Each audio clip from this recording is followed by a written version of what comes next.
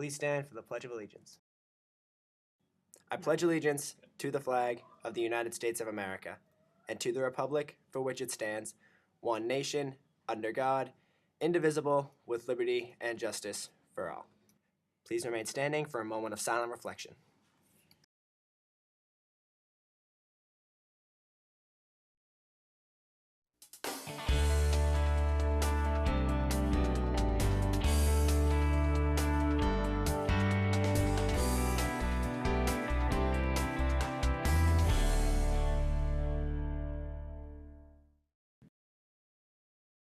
Good morning, Needham High School. I'm Adina Jacobson. And I'm Steve Flanagan, and welcome to Needham High School News. We hope everyone had a nice February vacation. Valentine's Day was the first Sunday of break. Here's Sydney Penny on the story behind this holiday.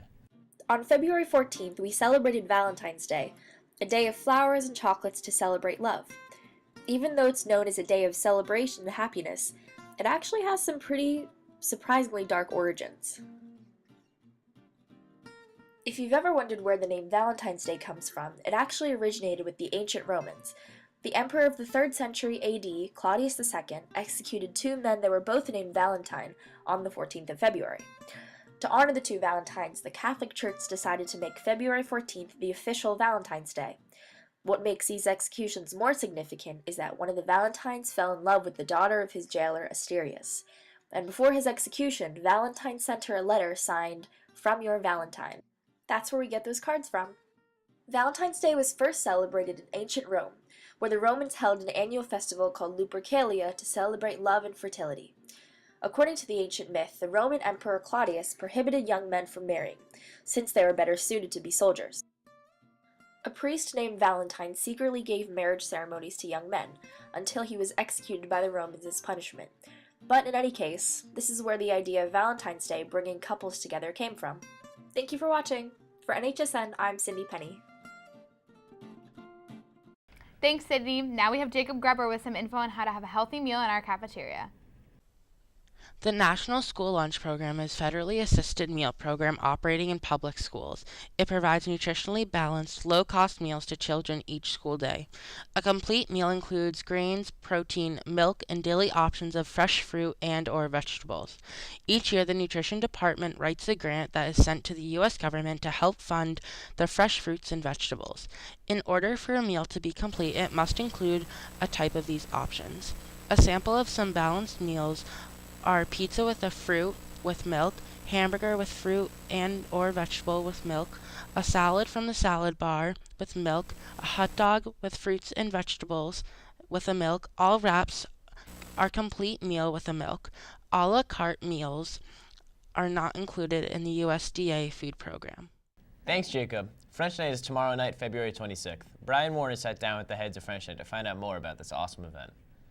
Hi, I'm Brian Warner, and I'm here with Andy Gardella and Anna Desmaris from co-presidents of French Club. Yep. And they're here to talk about French Night. So what is French Night? So French Night is the French Club's biggest event of the year.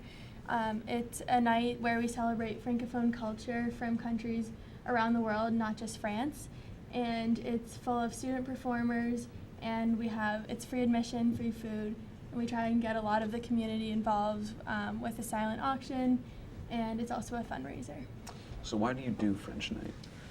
Well, like Annie said, it's to get the Francophone culture out to the community and just get everybody involved, but it's also a fundraiser, so we raise money for Water is Life. We haven't always done this charity. We choose a new one each year, but this year we're doing Water is Life, which donates water hygiene technology to programs all over the world, and it's a really great charity. We're going to try and donate as much money as possible from the event. That's awesome.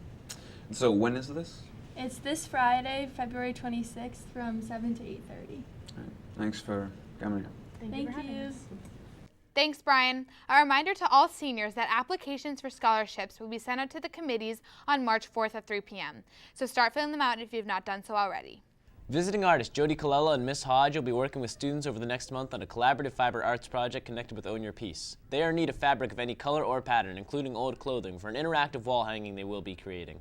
If you happen to have any you're willing to donate, it would be most appreciated. You can drop it off in Miss Hodge's room 907.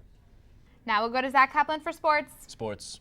Thanks, guys. Here's what happened in the last 2 weeks. We begin with our top stories featuring the boys basketball and both indoor track teams. The boys basketball team is 16-3 on the season and ranked number 21 in the ESPN Boston poll after a huge win against Newton North before break. They hosted Newton South last night and await playoff seeding next week. A congratulations is in order to both indoor track teams who won the D2 Indoor Track Championships. The boys won their first D2 title since 1971 and the girls won their first since 1999. The boys were led by Will Ashenfelter, who won the 600 meters, Devontae Burnett, who finished second in the 55 meters, and our very own Steve Flanagan, who finished third in the 2 mile. For the girls, Sarah Armstrong won the 1,000 meter race, the 4x200 relay finished third, and the 4x400 relay finished second to clinch the title. The boys basketball team is 8-10 and at the time of filming needed wins in both of their last 2 games to clinch a playoff berth. The girls hockey team is 15-1-3 and are the undefeated Bay State champions. They remain in the top 5 in the latest Hockey Night in Boston poll. The boys beat Barnstable and traveled to Brockton yesterday to end their season. The gymnastics team had their individual championships over vacation. Caitlin Tormey finished 3rd on bars, 4th on the beam, and 5th on the floor. Was good enough for 6th all around the state. The boys swim team competed at sectionals and states over vacation, finishing 9th at sectionals and 14th at states respectively. Both ski teams had their state championships on Tuesday. We'll have more on that for you next week. The wrestling team finished up their season 10-7 with the win over Wellesley. At sectionals, Brady Liss and Lucas Goldman were the sectional champions, and Griffin Hood finished 3rd. A week later, they had D1 states where Brady Liss finished 2nd, Lucas Goldman finished 3rd, Ethan Okunis and Dan Axman finished 6th. And finally, the squash team. Yes, Needham High has a squash team. Competed at Nationals in Philadelphia over vacation. The squad of seniors Neil Doss, Brandon Mears, Alex Cohen, Mikey Gilardi, and sophomores Alex Lusher, Connor Hines, Evan Anderson, and Henry Dodds placed 5th in their division and were the top public school finishers. We have our co-players of the week, a little change up from our usual procedure. From the boys swim and girls track teams, our players are the 200 medley relay team and Margie Cullen. Margie is the first 2-time player of the week, well deserving as she ran the fastest 2-mile time in the United States this year with a time of 10 minutes 39 seconds. For the boys swim team, it was Zibing Zhang, Jack Higgins, Nick Lombardo, and Colin Allen who set a school record in the 200 medley relay with a time of 1 minute 42 seconds, good for 9th place. In the meantime, I'll be recovering from this read so I can catch my breath for next week's news. For NHSN Sports, I'm Zach Kaplan. Thanks, Zach. Now we have Julia Orenstein with this week's Student of the Week. So I'm Elise. I'm a sophomore. I'm a peer leader at WAGLY, which is the West Suburban Alliance for Gay and Lesbian Youth, or also known as Out Metro West. And we run programs every Monday, 6:30 to 8:30, that are inclusive for all teens. And it's just a lot of games and movies and talking about LGBT culture, and it's a great time. I love the community. I love being in contact with lots of different people. I love being able to have a leadership role and help people. It's just very satisfying.